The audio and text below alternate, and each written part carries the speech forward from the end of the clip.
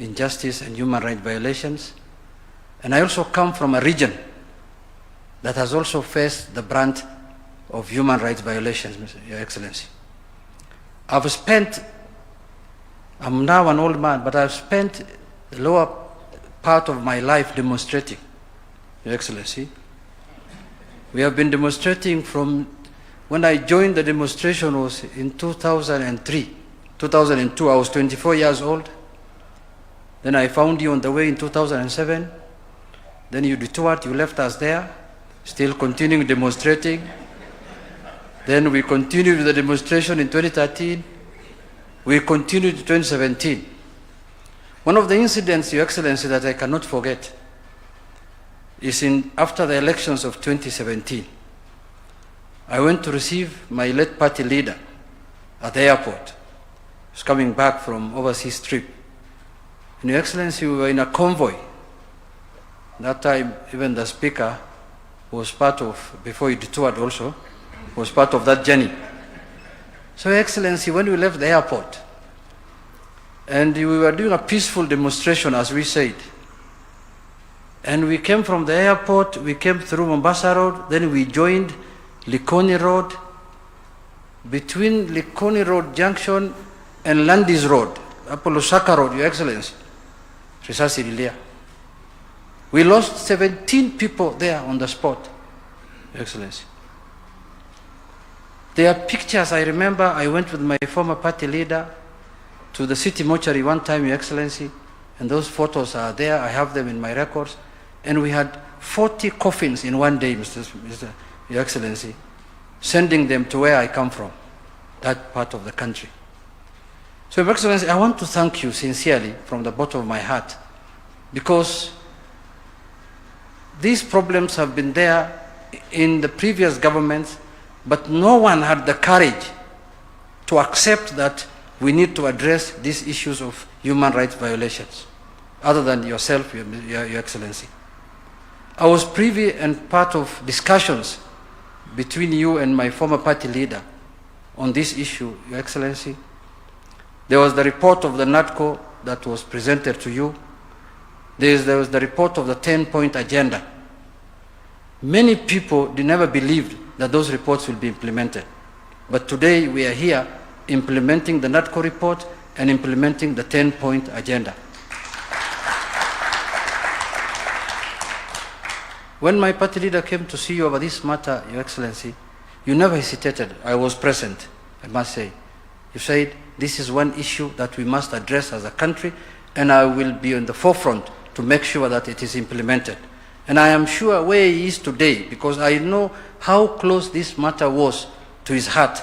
I know wherever he is, Your Excellency, he is very happy. But what pains me also politically, Your Excellency, is the people who perpetuated these evil, things are today the reformists of the country. They are the defenders of human rights. That is what pains me also.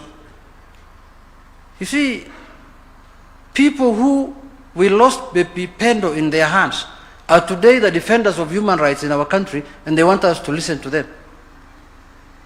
So let's give Kenyans a break. Let's be honest with Kenyans.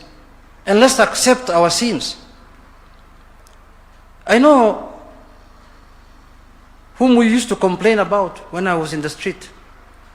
And today is the same person who's telling me, I'm reforming this country, I want to win this election and defeat this government so that I can reform this country, I'm a human rights defender, and we know each other. We have been around for some time now. That is why we look as a party this time more intelligent than we used to be. Tumesoma watu. So Your Excellency, when this matter came up and you graciously accepted that we need to implement the 10-point agenda, many people did not believe. I know even some of the people now who are shouting to my party outside there never believed that the 10-point agenda will be implemented. They thought with the death of my party leader, that will be the end of the 10-point agenda. But today we are here. And I'm happy when this issue came up from our party, Your Excellency. You know, we have donated many experts to you as a party. My party leader identified the professor from upstate New York, Harvard trained, to spearhead this matter on our behalf as a party.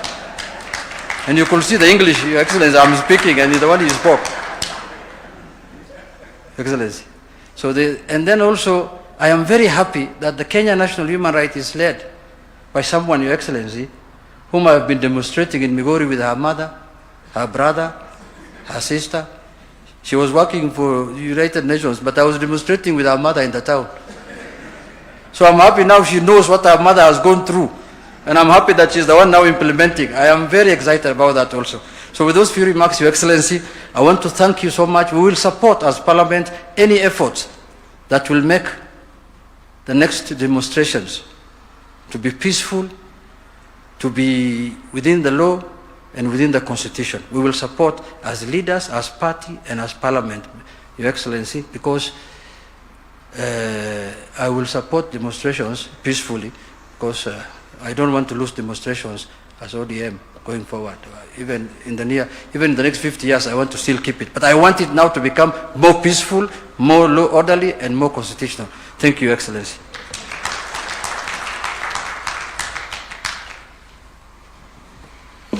Your Excellency, sir, allow me also to invite Honorable Kemani Chungwa, the Majority Leader of the National Assembly, who was co-chair of the de facto National Dialogue Committee.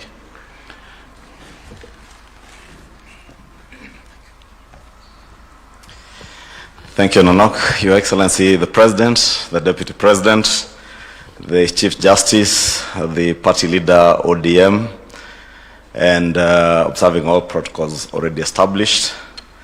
Allow me, Your Excellency, also to congratulate you and the Kenya National Human Rights Commission, led by the Chairperson, Clarice Oganga, for the very splendid job that they have done in putting together this framework for the reparation of victims of our past injustices. Your Excellency, I remember way back in 2023, when yourself and the late former Prime Minister Raila Odinga appointed us, 10 of us, to lead in the deliberations through the National Dialogue Committee. This and the question of the cost of living was one of the most sticking points that we took a lot of time and listened to very many Kenyans on.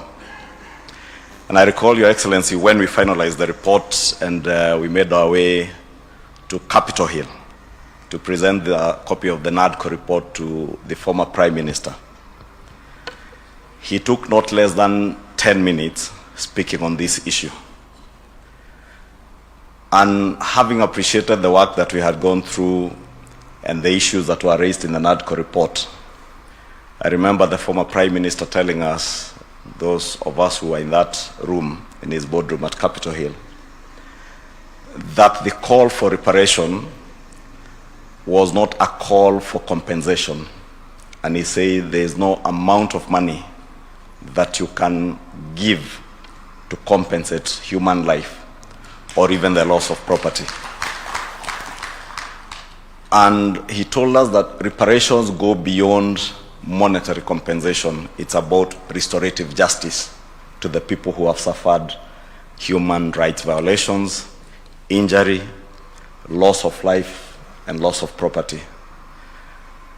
And to join my colleagues, Honorable Junet Mohamed, the Chair, Kenya National Human Rights Commission, Professor Makau Mutua, who we engaged as a former chair of this commission, I must say that today is indeed a great day for our country.